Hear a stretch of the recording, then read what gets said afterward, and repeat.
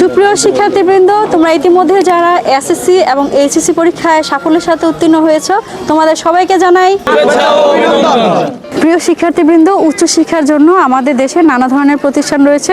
তোমরা তোমাদের যোগ্যতা অনুযায়ী বিভিন্ন প্রতিষ্ঠানে নিজেকে দাঁড় করাতে পারো। স্বভাবতই একজন শিক্ষার্থীর শিক্ষাজীবন শেষে কর্মজীবনে প্রবেশের নানা ধরনের স্বপ্ন থাকে, আর কর্মজীবনে প্রবেশের ক্ষেত্রে থাকে নানা প্রতিযোগিতা, প্রতিবন্ধকতা এবং বেকারত্বের ঝুঁকি। তবে কারিগরি শিক্ষা প্রতিষ্ঠানের ক্ষেত্রে সেই ঝুঁকি কিন্তু অনেকটাই কম থাকে। তুলনামূলকভাবে যারা কম সময়ের মধ্যে কর্মক্ষেত্রে প্রবেশ করতে চাও, তারা কারিগরি শিক্ষা প্রতিষ্ঠান হিসেবে কৃষি প্রশিক্ষণ ইনস্টিটিউটে ভর্তি হতে পারো।